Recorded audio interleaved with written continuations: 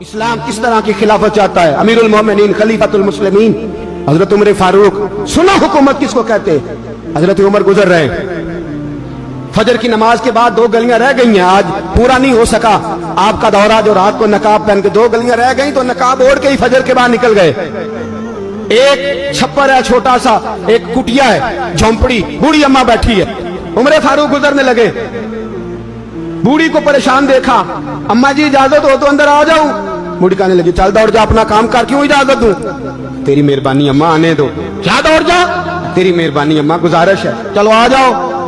حضرت عمر فاروق فرمایا کرتے تھے میں نے اس عورت سے آئین سیکھا ہے، آئین، میں نے اس سے قانون سیکھا ہے، اس بوڑھی عورت سے. اندر آ گئے عمر فاروق. اماں کیا پریشانی ہے، کیا بات؟ اماں کہنے لگی خامد انتقال کر گیا، اولاد اللہ نے دی کوئی نہیں، میں غریب ہوں، 3 دن سے روٹی نہیں کھائی، 25 دینار کا قرضہ چڑھ گیا ہے، مجھے عمر فاروق سے بڑی شکایت ہے، اس نے میرا حال ہی نہیں پوچھا. حضرت عمر کہتے تھے مجھے اس نے دستور اور آئین سکھایا. کہنے لگے شکوہ ہے، عمر آیا ہی نہیں.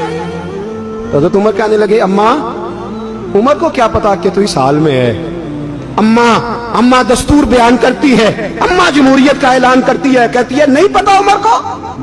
تو عمر سے کہو چھوڑ دے حکومت، اس کے حوالے کرے جو خبر رکھ سکتا ہے، نہ ادھر ادھر کی تو بات کر. یہ بتا کہ قافلہ کیوں لٹا، مجھے رہزنوں سے غرض نہیں، تیری رہبری کا سوال ہے. عمر سے کہو چھوڑے حکومت، اس کو دے جو پتہ رکھ سکتا ہے. حضرت سیدنا نافع فرماتے ہیں جس کے سامنے کسریٰ اور روم کے بادشاہ کانپا کرتے تھے، میں نے اس عمر کو بوڑھی اماں کے سامنے کانپتے ہوئے دیکھا. راشا طاری ہے عمر فاروق کا. دوڑے گئے، 25 دینار لائے، راشن رکھ کے لائے، روٹیاں پکائیں، بوڑھی اماں کو کھلائیں. کہنے لگے اماں 25 دینار لے لے اور چل، غلطی ہو گئی، عمر کو معاف کر دے.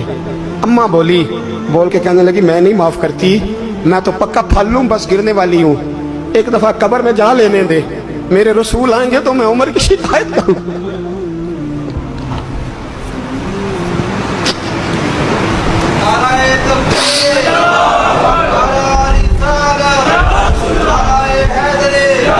فرمایا میں شکایت کروں گی محبوب پاک سے اور عرض کروں گی حضور اسے پوچھ. اس کو نگران بنایا گیا، اس نے مجھ بیوہ اور لوارث کی خبر ہی نہیں لی. یہ ہے آئین اسلام، یہ ہے دستور مصطفیٰ کریم صلی اللہ علیہ وسلم.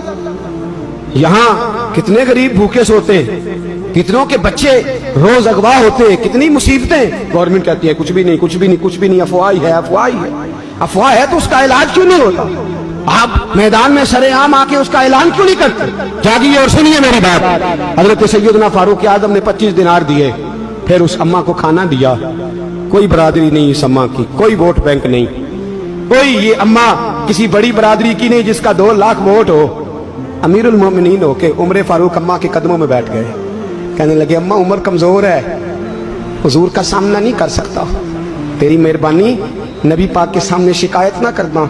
اماں کہنے لگی چل میں تیری خاطر معاف کر دیتی، جا تو مجھے کسی اچھی ماں کا بیٹا لگتا ہے، جا تیری خاطر. کہنے لگے چل پھر مجھے لکھ کے دے. کہنے لگی میں تو ان پڑھ ہوں، تو لکھ دے میں دستخط کر دے. حضرت عمر نے لکھا. ایک بوڑھی اماں کو شکایت تھی خطاب کے بیٹے عمر سے، اور پھر وہ معاف ہو گئی. اماں کہتی ہے میں نے اللہ کی رضا کے لیے معاف، یہ دستخط کر دو. اماں کے آگے کیا تو حضرت علی آ گئے، حضرت عبداللہ ابن مسعود آ گئے. کہنے لگے عمر یہاں پھر رہے ہو، میں سارے مدینے میں ڈھونڈ رہا تھا. اماں اٹھ کے کھڑی ہو گئی، ہائے میں مر گئی، یہ عمر تھا، یہ میں نے کیا کیا؟ حضرت عمر کہنے لگے اماں نہ، اپنے وعدے پہ قائم رہ، تو نے جو کہا تھا اس پہ قائم رہ. ہمیں تو بتایا گیا تھا یہ والا نظام پاکستان میں آئے گا، یہ کہا تھا قائد اعظم نے، یہ رنگ بنے گا تمہیں. کہا ماں تو وعدے پہ قائم رہ، لکھ کے دے. لکھا، اماں نے سائن کیے. پھر حضرت علی سے کہنے لگے بطور گواہ آپ بھی سائن کر دو. پھر عبداللہ ابن مسعود سے کہنے لگے آپ بھی سائن کر دو. سائن ہو گئے تو جناب عمر نے رکا لپیٹا. حضرت علی کو کہنے لگے علی تو میرا دوست ہے، میری صبحوں اور شاموں سے واقف ہے، علی تو میرا رازدار ہے یار، مجھے یقین ہے کہ میں تجھ سے پہلے مر جاؤں گا. جب عمر کا انتقال ہو جائے تو یہ رکا میرے کفن میں رکھ دینا، یہ رکھنا میرے کفن میں. علی کہنے لگے پھر کیا ہوگا؟ اور میں جب نبی پاک میری قبر میں آ کے پوچھیں گے نا بتا تو حکمران تھا کیا کر کے آیا ہے، تو فرمایا میں رکا نکال کے عرض کروں گا سونے ایک اماں ناراض تھی میں اسے بھی راضی کر کے آیا. حضور میں راضی کر کے آؤں یہ یا رسول اللہ میں